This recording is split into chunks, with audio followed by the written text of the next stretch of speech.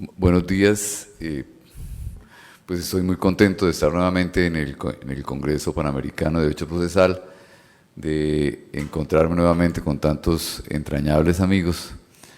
Y me voy a referir entonces hoy a un tema que es la Administración de Justicia. Digamos que yo siempre he estado en el litigio. Hace 5 meses estoy en el Consejo de Estado desempeñando funciones jurisdiccionales y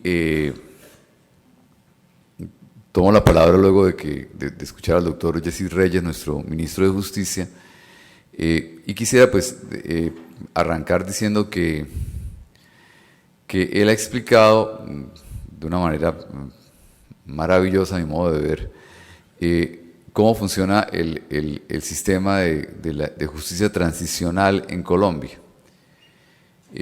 El Consejo de Estado se ocupa en la sección a la cual yo pertenezco, que es la sección tercera, de los conflictos relativos fundamentalmente a dos cosas: a contratos y a responsabilidad extracontractual del Estado. Y en el ámbito de la responsabilidad extracontractual del Estado, gran parte, una muy importante parte de los procesos de reparación que tenemos en Colombia se refieren a daños ocurridos durante el conflicto. Como también él lo explicaba muy bien, tenemos en Colombia dos sistemas de reparación.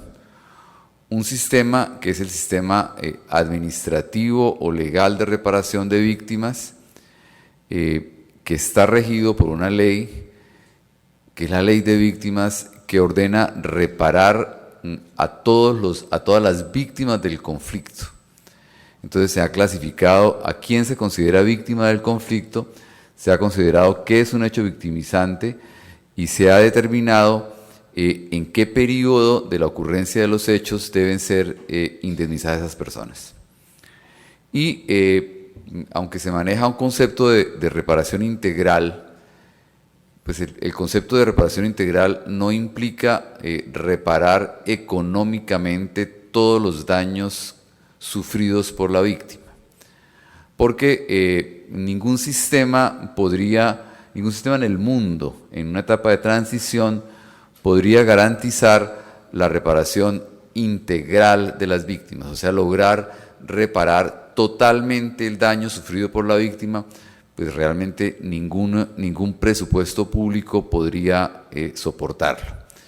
Entonces, digamos que uno diría, ese sistema se llama de reparación integral porque contempla varios aspectos, como de justicia restaurativa, de perdón, de publicaciones, de derecho a no repetición, de otros aspectos que no contempla la jurisdicción ordinaria, que se refiere exclusivamente a reparar patrimonialmente a las víctimas. Y los criterios que aplica la Ley de Víctimas para reparar, pues tienen que ver con la naturaleza del hecho victimizante, con el grupo al cual pertenece la persona, con las consecuencias del daño, y pues pretende, digamos, que clasificar víctimas y apoyar, si ustedes quieren, aquellas que tienen un mayor sufrimiento, aquellas que han representado unas mayores consecuencias, sin que obedezca, digamos, que de ninguna manera al criterio, digamos, que normal u ordinario que aplicamos en la jurisdicción ordinaria. La jurisdicción ordinaria se ocupa entonces fundamentalmente de resolver aquellos conflictos de reparación en los cuales el Estado tuvo intervención. Digamos, lo que repara el Estado y lo que le corresponde a la jurisdicción contenciosa y particularmente a la sección tercera es la reparación de los daños cuando ese daño pudo haber sido atribuido a la acción o a la omisión de un agente estatal. Entonces, en esos casos, cuando hay una relación de causalidad directa entre el daño y la acción o la omisión del agente estatal, en esos casos, digamos que la víctima acude a un proceso ordinario y obtiene una reparación integral, esta sí integral en el sentido de decir que se busca la reparación de todo el perjuicio material y la reparación del perjuicio, de los perjuicios extrapatrimoniales que ha sufrido la víctima. Con lo anterior quiero decir que en Colombia pueden estar hoy funcionando dos sistemas de reparación. Un sistema administrativo de reparación que abarca a todas las víctimas y un sistema judicial de reparación que debe fundamentarse, si ustedes me lo permiten, en el hecho causado por un agente estatal. Y digamos que ese hecho causado por un agente estatal, en algunos casos es evidente, la responsabilidad del Estado por daños causados en el conflicto. Ustedes conocen perfectamente la tragedia de los falsos positivos en Colombia, cuando digamos que se ha demostrado que miembros de las Fuerzas Armadas dieron muerte a personas, a civiles que no tenían que ver con el conflicto, aparentemente movidos por la necesidad de obtener determinados reconocimientos administrativos dentro de las Fuerzas Armadas. Entonces uno diría, estamos ante muchos casos de homicidios causados por agentes de las Fuerzas Armadas, que pueden estar dentro del conflicto, pero que son causados, si ustedes quieren, directamente por miembros de las Fuerzas Armadas. Entonces, en esos casos, las víctimas que pueden ser víctimas además del conflicto armado tienen derecho a acudir a la jurisdicción ordinaria, que en este caso es la contenciosa, a obtener la reparación de perjuicios. Entonces digamos que hago ese marco porque me voy a referir a un tema que tiene que ver con eso, entonces por eso quería simplemente determinar lo anterior. Decir que nuestra competencia es limitada a ese punto y además pues entender que los recursos estatales son limitados tanto para reparar víctimas administrativamente como para reparar víctimas dentro del conflicto armado sin esa reparación. La jurisdicción, digamos que está afectada indudablemente por el tema de la mora. Es algo, digamos que trágico en Colombia, la congestión del sistema judicial en materia contenciosa administrativa y particularmente es trágica la duración de los procesos, tanto para lograr resolver conflictos contractuales como para lograr resolver conflictos de reparación directa. Yo diría que hoy en Colombia un proceso de reparación directa puede durar en las dos instancias entre 15 y 20 años, ¿cierto? Y entonces hablar de una duración tan larga de un proceso genera en realidad unas dificultades muy graves, un caos absoluto en la materia, un caos absoluto en la posibilidad de obtener justicia, porque digamos que los procesos de reparación, cuando se falla un proceso de responsabilidad después de 15 o de 20 años, en muchos casos las víctimas, los hijos o los padres del muerto ya han fallecido. En realidad, yo digo, cuando se falla tan tarde, pues no se hace de ninguna manera una función de reparación, sino que lo que se hace, en lo que se vuelve esto es digamos que en un negocio de abogados más que en un sistema de reparación, ¿cierto? Yo, digamos, porque también, lo voy a decir ahora, la justicia ordinaria se ha impregnado, a mi modo de ver, equivocadamente de de algunas nociones que no nos corresponde. A nosotros nos correspondería particularmente dedicarnos a resolver qué daño causó el Estado, cuánto costó y condeno al Estado a pagarlo por sus agentes. Pero digamos que la justicia se ha vuelto discursiva, se ha vuelto algo demagógica, y entonces hemos tenido la moda de que las sentencias de condena de los jueces no solamente hacen una condena patrimonial, sino que hacen exhortos y hacen discursos contra el Estado y le ordenan al ministro de Defensa de hoy pedir perdón por lo que causó un policía o un agente estatal hace 20 años, ¿cierto? Lo cual de alguna manera carece de sentido, ¿cierto? Yo hace poco revelaba que en Colombia hubo un caso muy famoso de un agente de policía que fue condenado injustamente, digamos que fue privado de la libertad injustamente, porque se le acusó de haber violado y haber matado a su hija en una estación de policía. Entonces a este señor lo acusan injustamente de lo anterior, lo acusa la esposa, entre otras cosas, lo acusa de haber violado y matado a su hija. El señor está 6 meses u 8 meses preso, luego es liberado cuando se determina quién es la persona que realmente causó el homicidio, y al cabo de 14 años, ¿cierto? De 14 años, el Consejo de Estado condena al Estado colombiano a pagarle a esa persona los perjuicios. Y condena a hacer un acto público de perdón, ¿cierto? Y en el acto público de perdón le dan la palabra al agente de policía, que la gente, pues era algo un poco extraño, un ministro de Defensa pidiendo perdón por algo que había pasado hace no sé cuántos años, que no tenía nada que ver con él, y le preguntan al señor qué siente con el acto, y él simplemente dice: en Colombia la justicia no cojea, se arrastra, dice él, ¿cierto?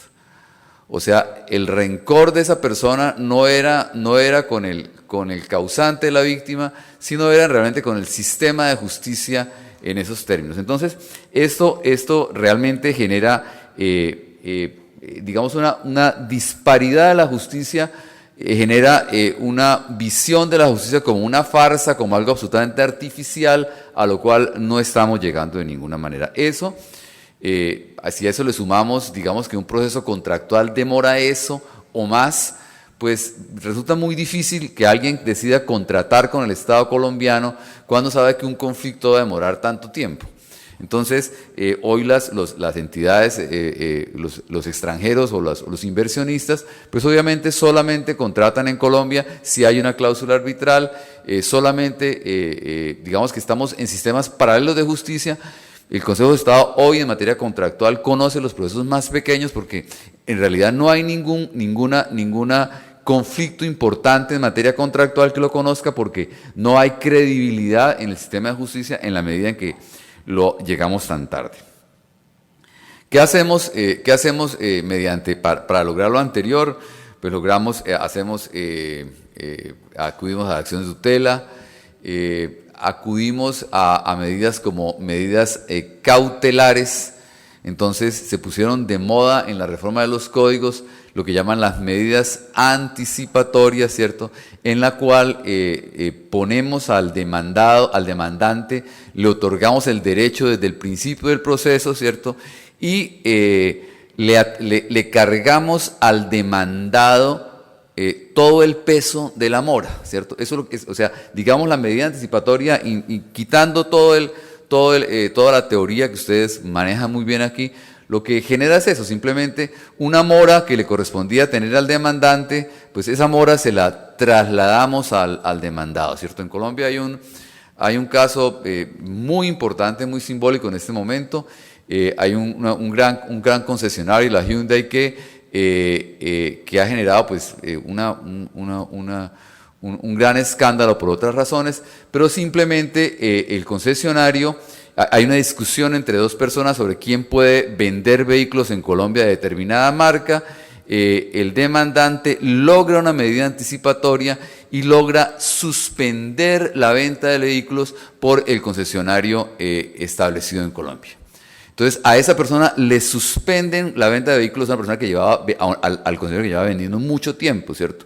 Y pues ustedes pueden imaginarse lo que puede ocurrir para un concesionario exclusivo de un vehículo, dejar de vender vehículos durante un año, durante 6 meses. Pues digamos que en eso simplemente trasladamos la mora al otro y la medida cautelar puede volverse extorsiva, puede volverse digamos que la dificultad que tenía antes el demandante, se la trasladamos ahora al demandado, ¿cierto? Con una cita que hacen todos los que hablan de medidas cautelares, y es que el demandante no puede, dicen del Tribunal de Luxemburgo, no puede soportar, además de la carga de la injusticia, la carga de la duración del proceso. Que pues eso es simplemente como la violación del principio del debido proceso, claramente. Y esa carga de la mora se la trasladamos del demandante, se la trasladamos al demandado y llegamos allí. Hemos intentado también hacer plazos improrrogables que la justicia administrativa no ha acogido. En la justicia civil se está ensayando esto, y es decirle al juez: usted tiene un plazo improrrogable de 1 año para fallar el proceso en primera instancia y de 6 meses en segunda instancia, ¿cierto? Lo que genera también muchas dificultades.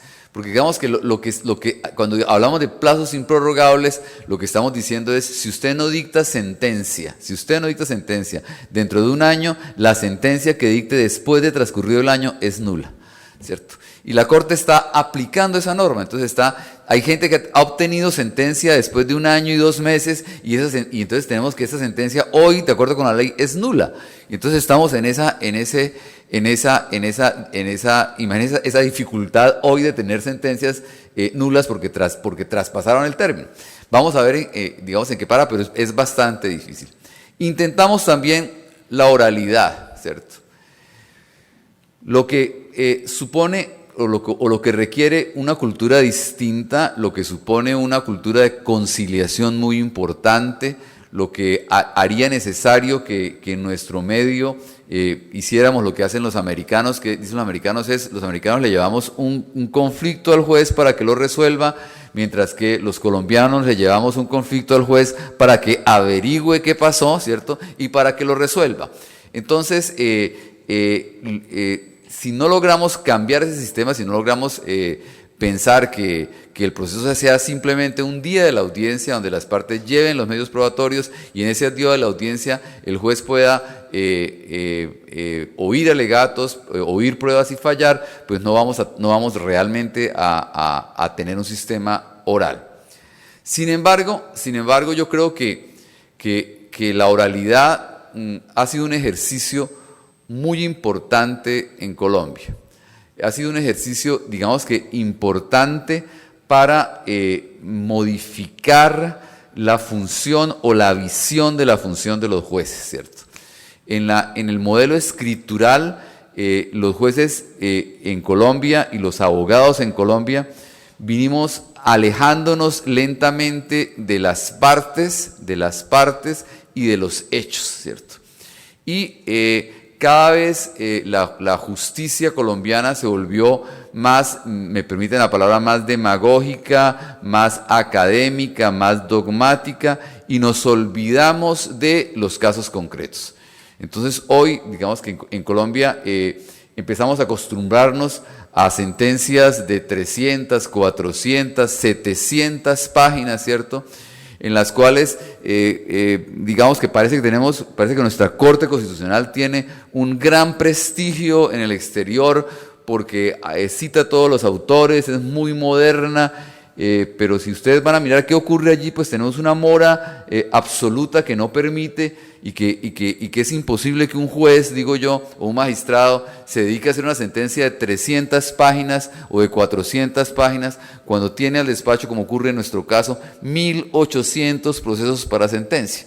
Entonces yo no creo que haya lugar a que hagamos lo anterior, ¿cierto? Entonces creo que eso, me parece que la oralidad ha contribuido a que empecemos a pensar que el objeto del proceso y el objeto de la sentencia es resolver un conflicto entre dos partes, ¿cierto? Que ese es precisamente el objeto de la sentencia, que a la parte en un proceso civil no le interesa saber que la teoría del riesgo viene de Stark, que nació en Francia. A la parte no le interesa esa historia, sino le interesa que le resuelvan el caso puntual y concreto, ¿cierto? Entonces creo que en eso hemos empezado a hacer un cambio bastante importante cuando el juez está obligado a decidir en una audiencia. Cuando está obligado a oír los alegatos y a decidir, pues decide inmediatamente, oye los hechos, oye las alegaciones y toma la decisión sin que haya campo a la erudición o a la falsa erudición y a eso que en realidad demora mucho. Entonces, si empezamos a obtener, si logramos, digamos que en ese campo, reducir el tamaño de los fallos, creo que vamos a lograr por lo menos, y eso me parece que es una experiencia de la oralidad que es muy importante, ¿cierto? Yo sostengo que las sentencias largas las denomino yo sentencias castigo, ¿cierto? Para lo único que sirven las sentencias largas es para que los estudiantes en la universidad, ¿cierto? Castigados les toque leerlas, porque creo que son los únicos que las leen, ¿cierto?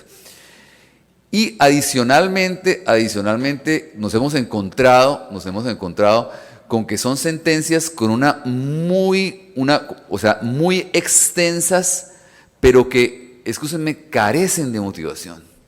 O sea, no motivan, o sea, se hablan de todo, ¿cierto? Hablan de todo, pero no hay un análisis de pruebas, no hay un análisis, o sea, el caso concreto no lo estamos analizando. También terminamos muy influenciados por la teoría del precedente, ¿cierto? Entonces, en cada sentencia hay que citar todos los precedentes, hay que citar la línea jurisprudencial para todo, ¿cierto? Para decir que las pruebas documentales se pueden apreciar sin que sean auténticas. Citamos una línea jurisprudencial de lo que ha dicho el Consejo de Estado hace mucho tiempo.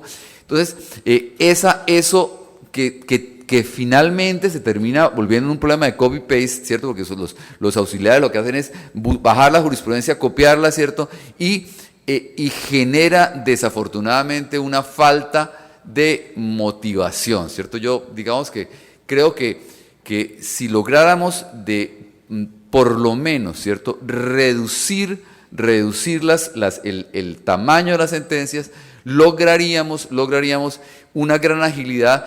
Y yo creo que no es un tema de poca monta, es un tema realmente muy importante. Pasa eso, ¿cierto? Y también pasa en las sentencias penales, en las civiles, en todo, que el juez no llega a la decisión, ¿cierto? O sea, el juez cuando entra en los hechos cuenta los antecedentes, consideraciones, vuelve a contar la parte dijo tal, llega al caso concreto, vuelve a contar y uno no ve cuando llega, ¿cierto? Dice, parece que va a llegar y nunca llega, ¿cierto? Un argumentador dijo que esas sentencias se llamaban sentencias anorgásmicas, fíjense. Nunca llegaba, o sea, intentaban llegar al caso concreto y uno no veía en qué momento podían llegar al caso concreto. Es un término de argumentación criolla, diría yo, ¿cierto? Eso creo que se puede superar. Yo quisiera contarles, por ejemplo, que son, digamos que victorias muy pequeñas, ¿cierto? Pero nosotros acabamos de aprobar hace una semana, ¿cierto? En la sala plena del Consejo de Estado, ¿cierto? Una sentencia de pérdida de investidura de 7 páginas, ¿cierto? De 7 páginas. 7 páginas de las cuales 2 páginas, ¿cierto? Son firmas porque somos 27, ¿cierto? Quiero decirle que eso implicó un esfuerzo de síntesis, ¿cierto? Implicó decir exactamente lo que era, implicó no hacer la historia de la pérdida de investidura, no hacer la historia de la causal, no hacer la historia, porque implicó simplemente quitarle todo lo pertinente, ¿cierto? Pero quiero decirles esto, si ustedes se imaginan, porque las sentencias de pérdida de investidura son, digamos que tienen todas un promedio de 150 o 180 páginas, ¿cierto? Si ustedes se imaginan, ¿cierto?, la diferencia que es bajar 180 páginas a 7 páginas, que tienen que leer 27 personas, que tiene que discutirse en sala, ¿cierto?, quiero decirle que la exposición de la sentencia duró 4 minutos, yo contabilicé 4 minutos, hice la exposición de por qué íbamos a tomar la decisión, ¿cierto? Y no hubo discusión, hubo una votación, digamos que en contra de lo que yo pensaba, se recibió con mucho agrado por todos los participantes y eso generó, digamos que inclusive generó una cultura de seguir trabajando de la misma manera. Ese es un cambio metodológico que es muy importante dar, Digamos que implica modificar el objeto, modificar lo que vamos a hacer y repito, yo lo que les diría es algo que indudablemente no es de poca monta, es algo que tiene una gran incidencia posterior. Yo quería hacer referencia a ese punto, ¿cierto? Al punto de la metodología, de lo que puede implicar cambiar el método de justicia. Cambiar también quiero indicarles hacia dónde va la justicia colombiana y hacia dónde va la justicia. Cambiar la costumbre de tener que citar jurisprudencia para cada cosa. Cambiar una costumbre que ha venido, no sé qué ocurre en otros países, pero en nuestro país un fallo que no cite la Corte Interamericana de Derechos, pues es un fallo que no se ve bonito, ¿cierto? Entonces ahora tenemos que citar para todo normas y jurisprudencia de la Corte Interamericana, ¿cierto? Inclusive en eventos en los cuales la norma convencional, hablamos de excepción, de convencionalidad, o sea, eso se volvió una muy importante intervención aquí. Yo otra vez a lo que quisiera remitirme es a un punto que me parece fundamental en este programa, ¿cierto? Paso aquí. Me refiero a esto, ¿cierto? Yo creo que el otro punto que nos está acabando y que nos está matando y que está afectando gravemente la eficacia, ¿cierto? Es una, digo yo, equivocada visión del garantismo, ¿cierto? Yo a veces digo, cuando oigo a muchas personas que dicen yo soy garantista, ¿cierto? Yo a veces digo, yo creo que al próximo que me diga eso o lo voy a asesinar o algo va a pasar, ¿cierto? ¿Qué ocurre, cierto? Y yo cuento qué ocurre, ¿cierto? En mi ejercicio profesional llego a una licitación pública, vamos a adjudicar una obra muy importante en Colombia y hay un pliego y hay un reglamento. Y el reglamento dice, objeciones se formulan hasta hoy en esta audiencia, simple y sencillamente se van a estudiar las objeciones que debieron formularse en este plazo. Usted llega a la audiencia preparado para esas objeciones, ¿cierto? Y el director de la entidad le dice, de pronto se para uno de los contratos y dice, yo hago una nueva objeción. Entonces yo digo, a ver un momentico, aquí hay un reglamento, las objeciones eran hasta antier. Usted hoy no me puede presentar objeciones, ¿cierto? Entonces dice la directora, en este caso una directora, no tengo nada contra directores o directoras, ¿cierto? En este caso una directora, ¿cierto? Dice, no doctor, aquí vamos a oírlas. Vamos a oír una nueva objeción. Y yo digo, pero ¿por qué vamos a oír una nueva objeción si hay una regla que dice que las objeciones eran hasta antier? Usted hoy no puede recibir una objeción. Entonces dice la señora, es que aquí somos garantistas, ¿cierto? Aquí somos garantistas, ¿cierto? Y aquí tenemos buenas prácticas, ¿cierto? Pues quiere decir que con ese garantista, ¿cierto? Nos demoramos 15 días porque cada día traían una objeción nueva y una objeción nueva y una objeción nueva, ¿de acuerdo? Y así pasa en infinidad de eventos, ¿cierto? En infinidad de eventos está usted en un proceso y usted está tramitando un proceso administrativo conforme con la ley, ¿cierto? Y de pronto un señor llega, trae una nueva prueba, trae un nuevo alegato, trae una nueva objeción y dice, pero por favor, se oponen a eso. Eso no lo puede traer y dice, no, señores, aquí somos garantistas, ¿cierto? Entonces, por eso, ¿cierto? Yo tal vez decía, si yo encuentro otro proceso judicial o administrativo en que alguien me dice que soy garantista, pues me provocaría como cometer un delito contra ese garantista, ¿cierto? Es exactamente la antítesis del garantismo, ¿cierto? Yo les digo, la única garantía que yo quiero que me ofrezca, Señor, es que me respete la ley. Yo no quiero garantías adicionales. Ser garantista no es darle un espacio, un término o un derecho adicional a una de las partes. Porque cuando usted es garantista con una de las partes, usted viola el derecho que yo tengo, ¿de acuerdo? Usted viola el derecho que yo tengo. Lo que quisiera, y no alcanzo a dar el mensaje porque el tiempo se me agota, ¿cierto? Quisiera indicar es lo siguiente, ¿cierto? Las normas procesales restringen o limitan el derecho a la administración de justicia. Siempre lo hacen. Y lo restringen porque el proceso es una garantía, es un instrumento que garantiza que un conflicto se decida imparcial y definitivamente en un tiempo limitado. ¿De acuerdo? Entonces, ser garantista, ¿cierto?, es respetar la norma legal. Respetarla, porque si usted no respeta la norma legal, ¿qué es lo que está ocurriendo desafortunadamente? Con una frase o con dos frases que están de moda en nuestras cortes, ¿cierto? Uno que es el exceso ritual manifiesto. A raíz del principio del exceso ritual manifiesto, le están diciendo a usted, oiga, si la norma dice que la apelación era en este término, pero el señor presentó la apelación un día después, usted no puede negar la apelación porque está incurriendo en exceso ritual manifiesto. Entonces, la Corte ha dicho hoy, para entender los términos hay que considerar la posición de las partes, la calidad, si la parte vivía lejos, si la parte era pobre, si la parte tenía, hay que hacer justicia con las normas procesales. Eso está impidiendo que podamos ser eficaces, ¿de acuerdo?